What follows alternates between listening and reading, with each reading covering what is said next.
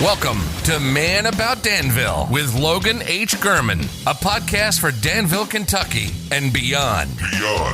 Conversations with friends, and you get to listen. Brought to you by the Logan Company, a commercial and residential real estate brokerage for Danville and Central Kentucky. 80% Danville-centric, 20% eccentric.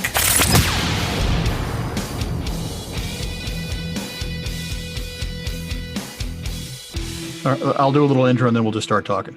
Good morning, Danville, Kentucky. Welcome to Man About Danville. You're listening to the leading podcast, the most influential podcast, the fastest growing podcast for Danville, Boyle County, the Bluegrass region, and the entire Commonwealth of Kentucky. I am the man about Danville himself, Logan H. Gurman. Thanks so much for joining me. Whether you're listening here in Danville, Perryville, Junction City, down on the Fork, Lancaster, Liberty, Dunville, Lexington, Louisville, Indianapolis, out in Portland, Oregon, Atlanta, New Orleans, Nashville, Denver, Chattanooga, Memphis, Little Rock, North Carolina, South Florida, Southern California, wherever you are, please know that I consider it a real privilege that you choose to spend part of your day with me. If you like this podcast, consider giving it a like or a review or a rating wherever you listen. Consider sharing it on your social media. I appreciate all that. It helps me grow the podcast. I am joined today by my longtime friend, Winn Stephens. Winn, thanks for being with me. My pleasure. It's good to see you and speak with you. It's delightful to have you with me. I had gotten into, since the beginning of the year, I've done some kind of like community interest stuff and some, hard hitting news. And this is really more infotainment than news and community relations. So this is back to basics. This is just a conversation between you and me. And this is just a conversation between me and a friend. So here you are. Winn, do you know why I asked you here today?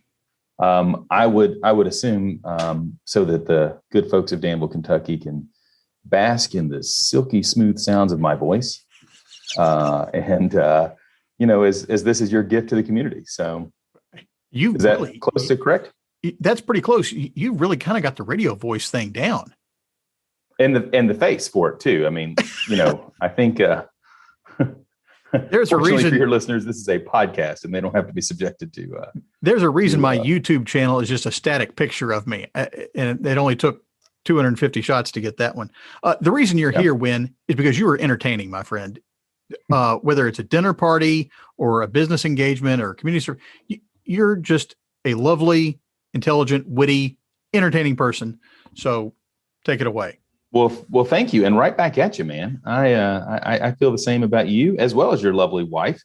So I appreciate you sharing that. Yeah. Well, thanks. You mentioned we've been longtime friends, Logan. One of the things that I was doing just before we got on was a call about life insurance, right? Because nothing makes you feel young and supple as dealing with those questions about life insurance. And they're very they get into some details there that I really don't want to share with some stranger over the phone. My weight, that's none of your daggum business. I'm fat. Put that. A little invasive there for you.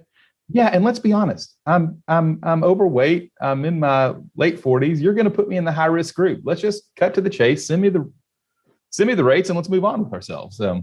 Anyway, now somebody from Danville that's in the business is going to call and offer me a bunch of whole life coverage here now because I've disclosed that I'm in the market. So either that or it'll show up in your Facebook feed because they're recording everything. Exactly. So, all right. So you and I, we've been friends for over 20 years.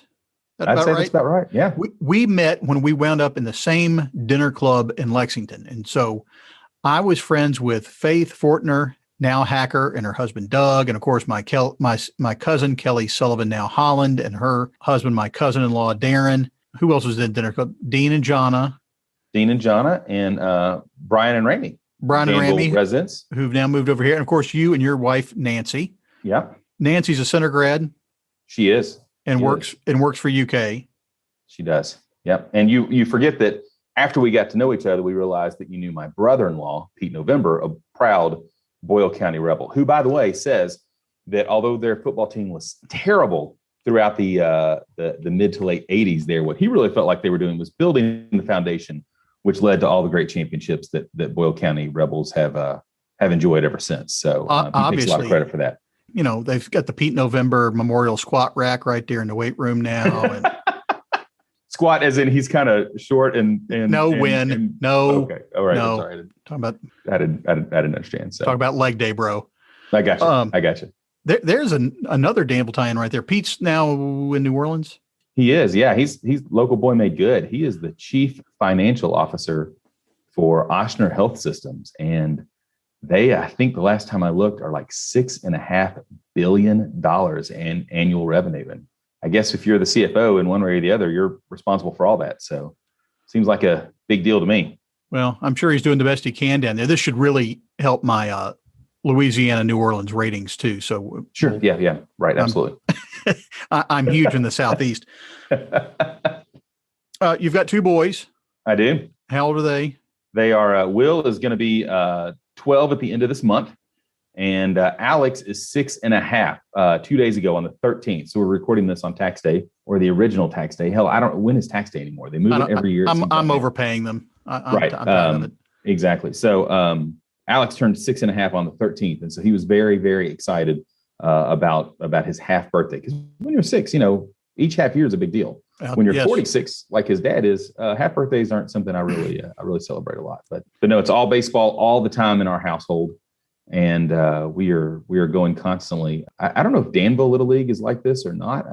We fortunately have had 2 rainouts, but otherwise 19 straight days of either practices or games. Even the major leagues get a day or 2 off every once in a while. UK baseball is required to give a day a week. And, here we've got these 12-year-olds, we're running for 19 straight days. So I don't know, but it is all baseball all the time. And of course, it's not the kids that are asking for that. No 12-year-old was like, please play me 19 straight days. It's the dads and the moms who are getting too involved that make it that way, but that's all right.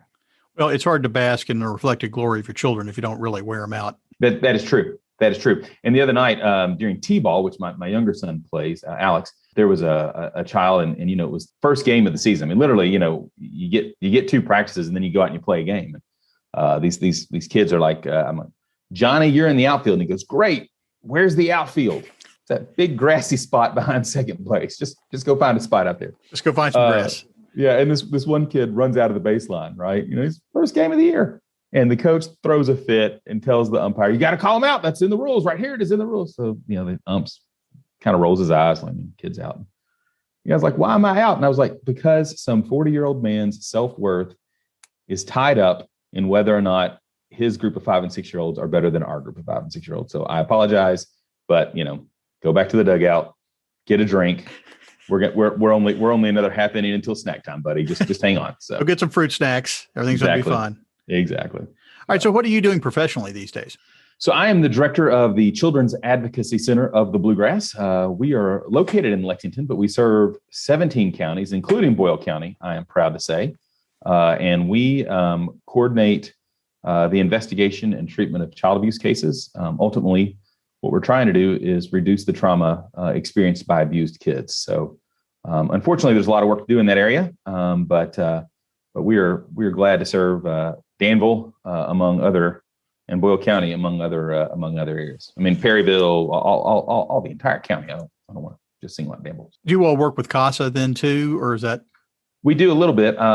So CASA is more on the court side. What we do, but they do, we do work with them. Primarily what we do is we do the interviews of the children on behalf of the investigator. So we have specially trained interviewers who are kind of experts in talking to kids in crisis. And they come here to our center, which is real kid friendly. It's not like a police station where, that might normally take place or someplace like that. And so we do interview the children. We have advocates that work with the families and the kiddos to get all the assistance and help they need. We provide medical exams here so we can diagnose and treat injury and collect evidence if that's necessary. And then we have therapists on site as well who help kids kind of process the healing and the things that have happened to them. So, but yeah, CASA comes in. In fact, I've got an email I need to respond to right now, wanting to come and review some of our materials for a case that they're working on, just so they can be up to date with all of the information they need to advocate for that kid. Okay, so people know that what we're talking about, CASA is court-appointed special advocates. It's a not-for-profit organization that helps children on an individual basis manage the court system. So they're kind of a step after you guys. Correct. Correct. And just really, a trained and person to represent the interests of the child, right? Because, you can't expect a 10-year-old kid to know what their rights and responsibilities before the court are going to be. So it's a great organization to have looking out for the needs of the kiddos. You have appeared in the Man About Danville Instagram feed. I was proud that you were sporting a Man About Danville swag T-shirt under your holiday uniform. Yes. Why were you dressed up as Santa, Winn? I mean, is that just something you do around the house or just when you go to the grocery or? Well, I've spent the better part of my 46 years cultivating the big jaw, the big round belly that shakes when I laugh like a bowl full of jelly. So, I mean, I felt like it was my gift to the world. Plus, have a nice round face for the beard to adhere to. And did you go to all the trouble of growing a beard? I did not, but the fact that you don't know, I appreciate. I actually found a guy, believe it, in Kissimmee, Florida. He's his day job is he's a hair and makeup guy at Disney World. And he put together that beard for me. It's true, and it's made of yak hair, right? So somewhere in Nepal, there's this poor white yak whose backside has been shaven and woven into a beard. A freshly shorn Nepalese yak, exactly. That I then have adhered to my face. So hopefully it was a clean section of Nepal with clean yak. But no, I started doing it. I'm a member of the Rotary Club of Lexington. I believe you to be a member of the Rotary Club of Danville. I'm a member in good standing of the Rotary Club of Danville. And so a few years ago, I started volunteering. We do the Santa Claus at Southern Lights, when you come up and drive through the horse park. And then at the end of it, you can have your picture made with Santa. And so I volunteered, went out, put on the suit, put on the beard. And frankly, it looked terrible, right? It was just one of those acrylic fake beards that are obviously fake. And the whole scene, I don't know. I just felt like I wasn't putting my best foot forward. So I decided to spend a little bit of money and invest and do it. And it's been a lot of fun, so I do it for the Rotary Club. Obviously we couldn't do it this year. So I did it all virtually and did appointments and people made donations. We ended up raising about $1,500 to buy coats for kids in Fayette County schools that weren't otherwise going to have warm winter wear. But then, I get to do it at other times too. I got to go over to the UK Athletics Christmas party and appear as Santa Claus. They don't typically let folks wearing red into a UK Athletics event, so that was good. And then, you're thinking about a Wildcat Blue alternate uni, aren't you? Exactly. We really need one.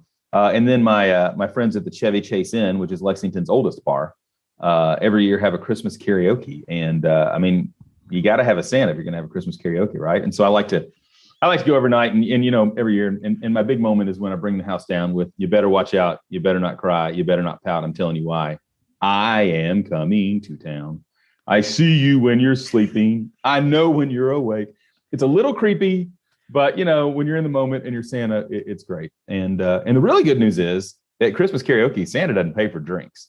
The bad news is at Christmas karaoke, Santa drinks whatever people hand him. So I don't recommend early morning meetings or scheduling your long run of the week, the Saturday following Christmas karaoke if you portray Santa Claus. So thanks so much. Santa's had quite enough Jaeger. Thank you. Exactly. Yeah. I don't know when the last time you did a shot of Drambuie is, but I do know when I did it. And let me just tell you, it hasn't improved in the last 20 years. The 20 years between Drambuie shots, they didn't make it any better. So to recover from all of this late night Santa Claus karaokeing, I assume you went and hit some hot yoga? Yeah, no, I haven't. I haven't been hot yogaing recently. It's probably been pretty close to shut down with the pandemic and all. The last thing you want to do is get in a small room that's overheated with a bunch of people.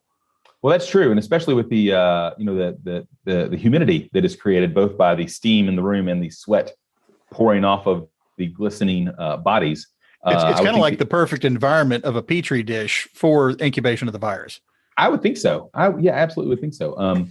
I have to be honest. There's this very distinct smell that I've only come across twice.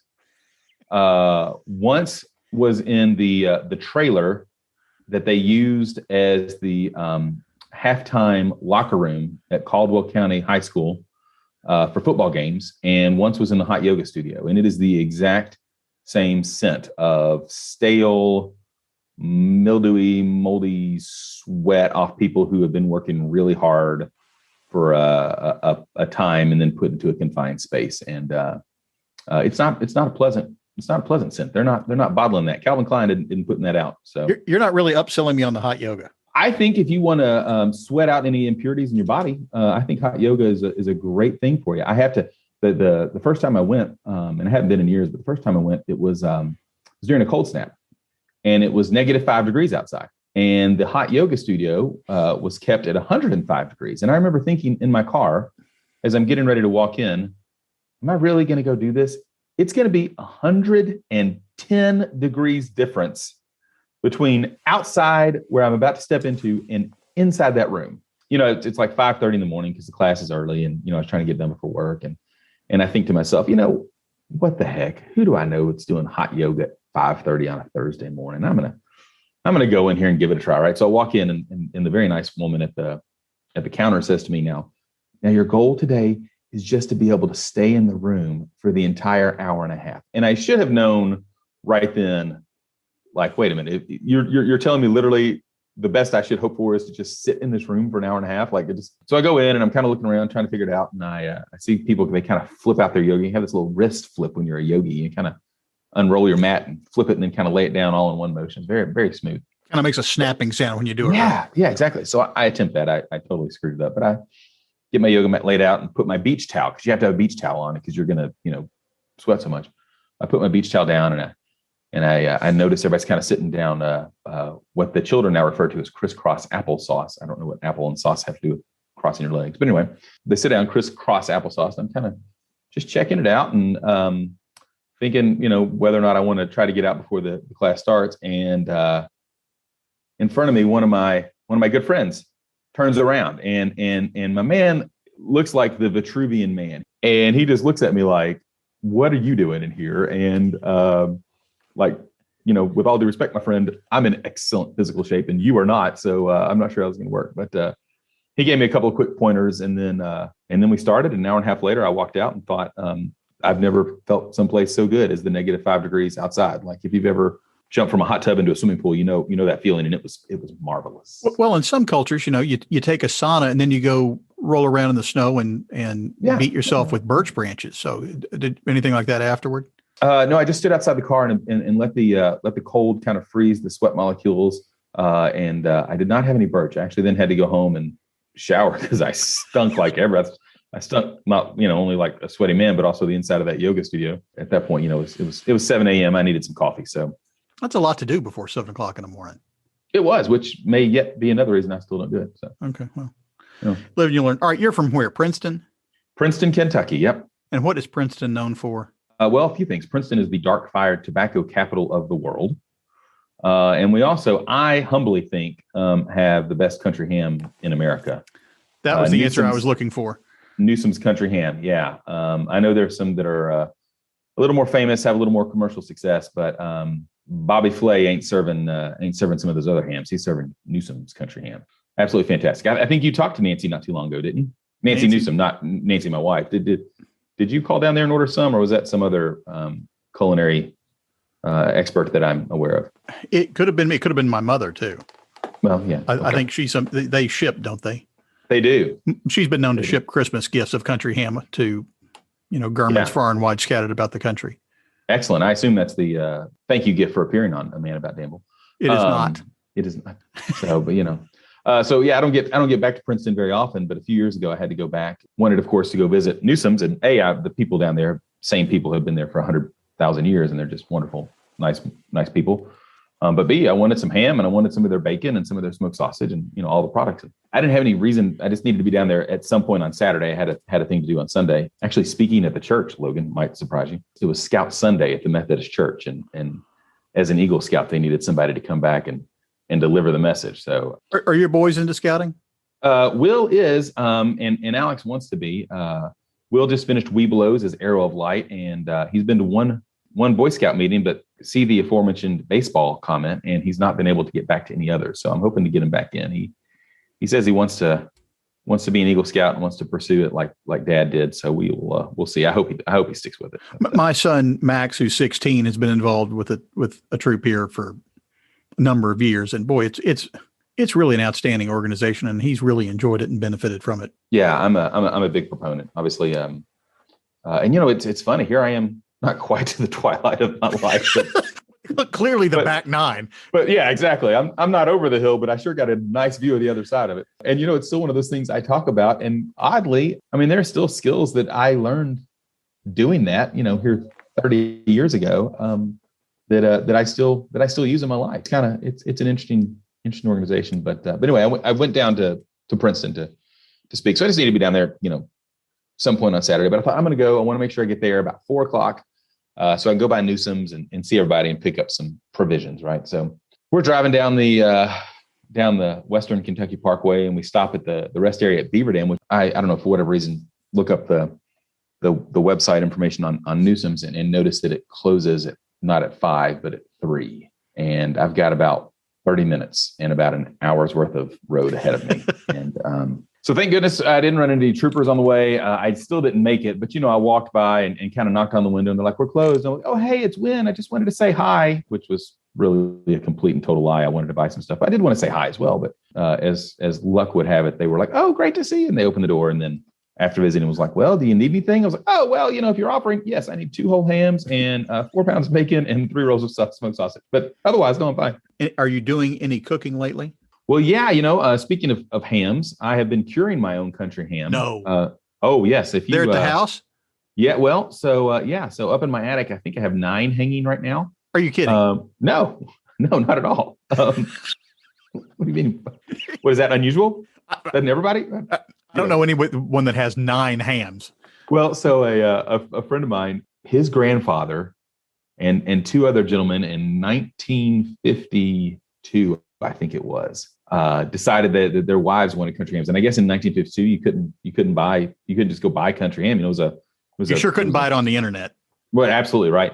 And heck, we were still 3 years away from the first McDonald's franchise. It was a country product, right? People made it themselves and enjoyed it themselves. So they got together and decided to salt and cure and rub some hams. And then fast forward 60 some years later, this group has now expanded, and they've continued to do it. And I was nice enough. My friend Steven invited me to be a part of it. And so, there's about 300 people that are carrying on this 60-year-old tradition, or 70-year-old tradition, I guess, of getting together and rubbing and sacking country ham. So I've been doing that, and I've also gotten into making my own bacon. And I think the real key to making your own bacon is that after you do it, you realize that you have invested about $4 a pound more than if you just gone to the grocery store and purchased it yourself. It's kind of like when you decide to buy chickens because you want to have eggs. Right. Exactly. Yes. Exactly. So yes. And then last year about this time, I got a group together and let's do some bacon. All right, let's do it. So I ordered 150 pounds of pork bellies. Sure. Yeah. And right, like you do. And then it was like I literally think they came in March 14th. Which of course was the day after everything shut down. And so now I've got 150 pounds of pork belly that aren't getting any fresher, and absolutely nobody to help me do anything with it. And so I ended up getting stuck, and I had to rub and then smoke, and that wasn't too bad. But man, slicing 150 pounds of pork belly into strips of bacon, one strip at a time, I'm not going to lie to you, that takes a lot of work. Yeah, you might want to invest in one of those industrial meat slicers. Yeah, those are really, really expensive. But if anybody knows of a good meat processing plant going out of business, maybe we can pick one up secondary market. Good. Check your Facebook marketplace for exactly. good used meat slicers. All right. So what are you doing with all these hams? Are they all for family consumption? Are you going to sell the Winn Stephens signature country ham or? No, not selling, of course. They're mostly for family consumption. It's just a lot of fun.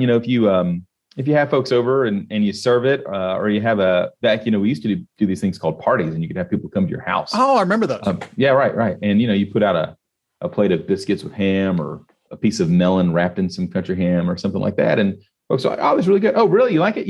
I actually rubbed and cured that myself. And so yeah, it's good. Not all 9 actually belong to me. I think maybe 5 are actually with my name. I have some friends that don't have accessible attics, or frankly, their wives have just prohibited them from bringing a ham and hanging it in their home. So I have some friends that I'm sort of storing it for them. Contraband ham. Exactly. But you know what? In the event of the apocalypse, I am much more likely to die of scurvy than I am starvation, because I can always go eat some salted cured ham.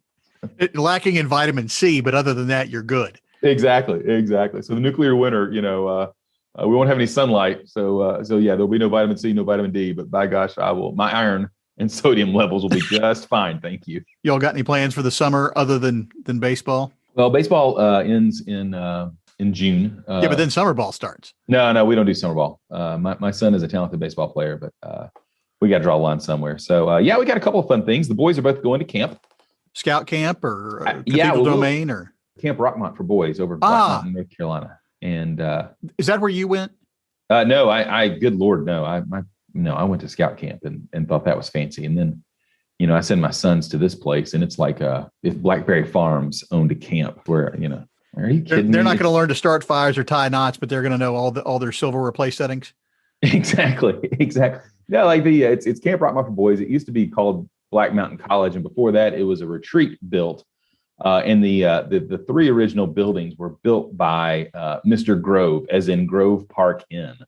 So like it's right there's the dining hall is like right on the lake. It's got those huge mountain boulder foundations, just like the Grove Park Inn does, with the timbers up the side, and it looks like something out of a storybook. But Alex, 6 years old, he's going to go for 5 nights, and I kept trying to talk him out of it. And he's like, "No, I want to go." I'm like, "Alex," he's like, "No, I want to go." And I'm like, "Alex, no, I'm going to go." So we're going to see how that happens. I hope they have at least 2 staff members they can assign to my man, because he's a little rambunctious and excitable. And then Will goes back for 2 weeks in late summer. I think he's going to do a week of scout camp in the middle, and then right after Alex finishes, we're going to head down to the beach for a couple of days, and then leave the beach and drive to Louisville to see Dude Perfect live. So they have a live tour, and we bought tickets a year ago, and then of course it didn't happen, and so it's been rescheduled. So we're going to go to Louisville and see Dude Perfect live. So hopefully that'll be a fun, festive occasion. What about you guys? I and my Boy Scout are going to the Boundary Waters. Oh, very nice. At the line between Minnesota and Canada for a week of canoeing and paddling about. Yeah. Eric Severide, the famous journalist, wrote a piece about the Boundary Waters and trying to find the head of the Mississippi River, kind of where it all comes together and starts up there. And spoiler alert, he damn near died. So good luck with that. I've been warned about the mosquitoes. So good. That's the state bird in Minnesota. Are you kidding me? Yeah, that and the walleye and the dangerous fish. I'm not much of a camper, so it's going to be. Yeah, I'm going to be honest with you, friend. I'm a little surprised here you're going with. I could see you putting them on the bus to go, but or plane. How do you get there? He's going on the church van. I'm chartering a helicopter. Yeah. Right. Yeah. So I don't know. Well, that'll be a good experience. All right. Winn, that's all I got. Anything else you want to get off your chest? Oh man. No, but it's always good to see you and be with you and catch up with you. I look forward to the day when we can reconvene the Lexington Dinner Club in person at somebody's house. I'm going to have to come over and see these hams. I'm intrigued by this. I would love to share some with you. Well, Winn, that's all I got. Thanks so much for your time today. My pleasure. And thank you to the good people of Danville for being the good people of Danville. Love that community. You delivered as entertaining. But wait, there's more. You know what it's time for.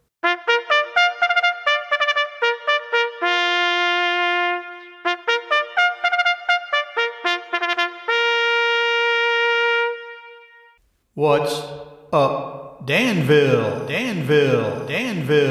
What's up, Danville is the news you can use here in our fair city. May 1st is the first Saturday in May, Derby Day. It's also the opening day for the farmers market on Constitution Square. Of course, you can buy fresh fruits and vegetables, but check it out. There are other things, including meat and dairy products, baked goods, handmade items, all sorts of things you can check out at the Bull County Farmers Market. Go see them. Constitution Square downtown on the first Saturday in May. FFA Greenhouse at Bull County High School. If you're going to do your own gardening, this is a great place to get your plants and get a jump start on all things growing. And actually, Derby Day marks the official start of gardening season here in the Commonwealth. That's traditionally Derby Day is the first day it's safe to plant your garden. Congratulations to the Center College women's soccer team. They are hosting the conference playoff tournament here in town over the weekend. So Also want to give a shout out to the Boyle County swim team. They're headed to regionals this weekend. I bet several of them are listening to this podcast on the bus as they head to regionals, including my son Max. So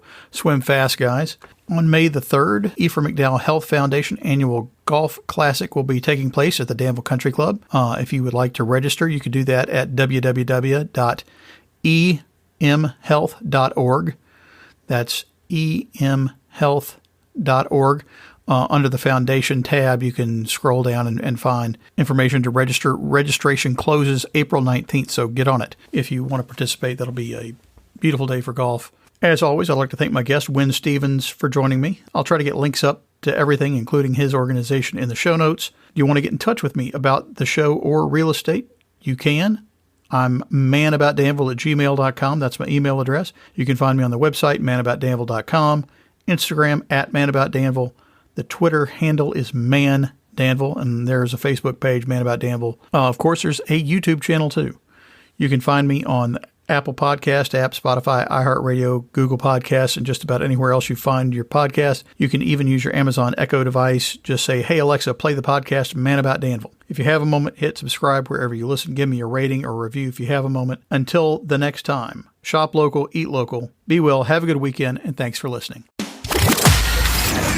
That's it. We're out. Thanks so much for listening. We really appreciate it. Subscribe to Man About Danville wherever you access your favorite podcasts, and be sure to tell your friends about us. You've been listening to Man About Danville with Logan H. Gurman, brought to you by the Logan Company, a commercial and residential real estate brokerage for Danville and Central Kentucky. Know someone who would be a good guest?